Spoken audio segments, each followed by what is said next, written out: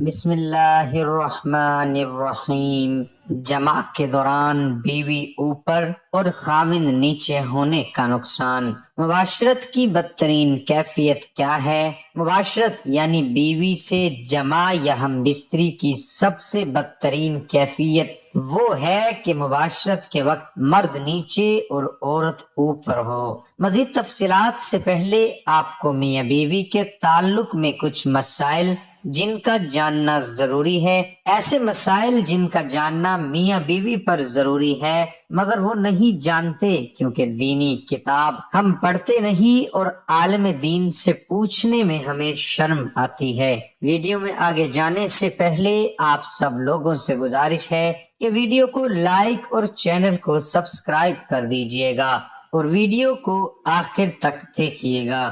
نکاح کر کے دو اجنبی آپس میں پیار و محبت میں اس قدر ڈوب جاتے ہیں جہاں اجنبیت ختم اور اپنائیت کا قدیم رشتہ نظر آتا ہے۔ میاں بیوی ایک دوسرے کا لباس بن جاتے ہیں۔ پاکیزہ تعلق یعنی عقد نکاح کے بعد آپس کی ساری اجنبیت اور سارا پردہ اٹھ جاتا ہے، گویا دونوں ایک جان دو قلب ہو جاتے ہیں۔ یہ اللہ کا بندوں پر بڑا احسان ہے۔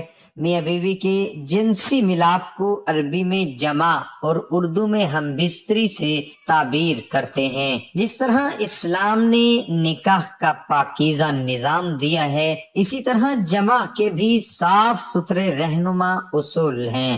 ان اصولوں کی جانکاری ہر مسلمان مرد اور عورت پر ضروری ہے۔ اس ویڈیو میں جمع کا طریقہ، اس سے متعلق آداب و مسائل بیان کر رہا ہوں۔ حضرت سیدنا جنید بغدادی رحمت اللہ علیہ فرماتے ہیں کہ انسان کو جمع کی ایسی ہی ضرورت ہے جیسے غذا کی، کیونکہ بیوی طہارت کا سبب ہے۔ حدیث پاک میں آتا ہے کہ جس طرح حرام صحبت پر گناہ ہے، اسی طرح جائز صحبت پر نیکیاں ہیں۔ جب شوہر اپنی بیوی سے ہم بستری مباشرت کا ارادہ کرے اور بالخصوص شادی کی پہلی رات جسے سہاگ رات بھی کہتے ہیں، اور اس کے بعد جب بھی شوہر کو چاہیے کہ آداب و طریقہ کار کے مطابق عمل کرے، انشاءاللہ شیطان کی دست برد یعنی مداخلت سے محفوظ رہیں گے اور نیک صالحہ اولاد پیدا ہوگی۔ کمرے میں زیرو پاور کے بلف کا اہتمام ضرور کریں،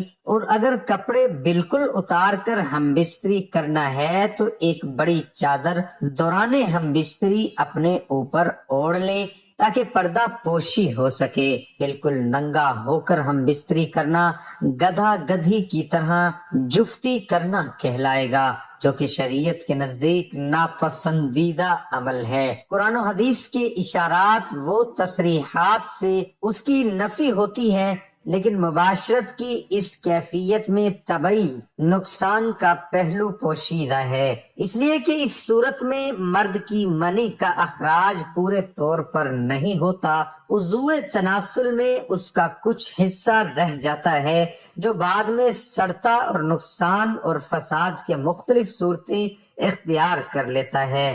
اس صورت میں مرد کے عضو تناسل میں عورت کے عضو مخصوصہ سے بہت سی رطوبتیں آ کر جمع ہو جاتی ہیں۔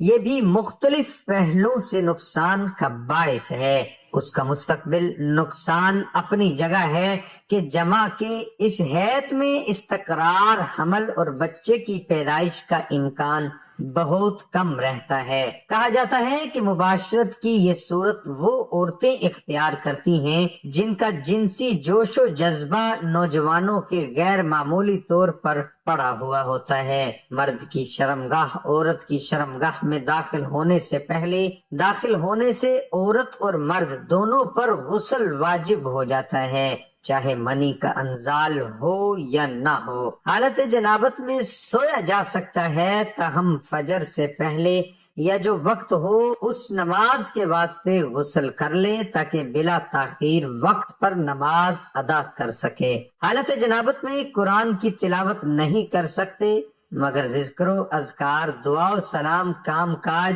بات چیت، کھانا پینا جائز ہے۔ حتیٰ کہ سحری کھا سکتے ہیں۔ مزید ویڈیو میں بیوی کے ساتھ حسن سلوک کے بارے میں بھی بتایا گیا ہے۔ ارشاد ربانی ہے اور عورتوں کے ساتھ اچھے طریقوں سے زندگی بسر کرو، پھر اگر تم ان سے نفرت کرو تو شاید تمہیں کوئی چیز پسند نہ آئے۔ اس فرمان خدا بندی میں یہی تاکید کی گئی ہے کہ عورتوں کے ساتھ اچھا برتاؤ کیا کرو، کیونکہ جب میاں بیوی ایک دوسرے کے ساتھ اچھے طریقے سے رہیں گے تو دونوں کو راحت، مسرت اور سکون حاصل ہوگا۔ اللہ تعالیٰ نے جو مرد اور عورت کے لیے احکام نازل فرمائے ہیں ان میں واضح طور پر اسی بات پر زور دیا ہے کہ آپس میں پیار و محبت سے رہو۔ ایک اور جگہ ارشاد فرمایا گیا، اور اس کی نشانیوں میں سے ہے کہ تمہارے لیے تمہاری ہی جنس سے جوڑے بنائے کہ اس سے آرام پاؤ، اور تمہارے آپس میں محبت اور رحمت رکھی ہے،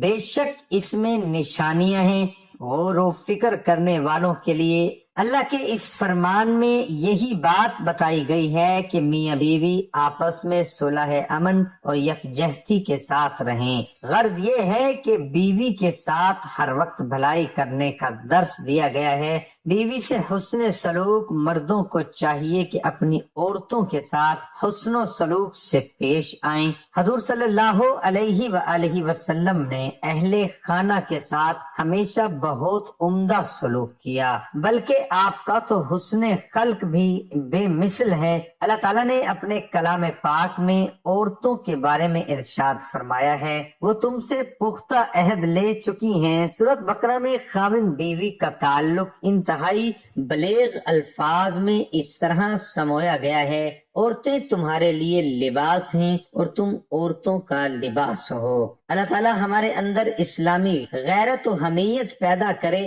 حیا کی دولت سے مالا مال کر دے، بے حیائی سے کوسوں میل دور کر دے، اور مرتے دم تک اسلام کی پاکیزہ تعلیمات پر اخلاص کے ساتھ عمل کرنے کی توفیق عطا فرمائے۔ آمین۔ جزاک اللہ خیرن کثیرا۔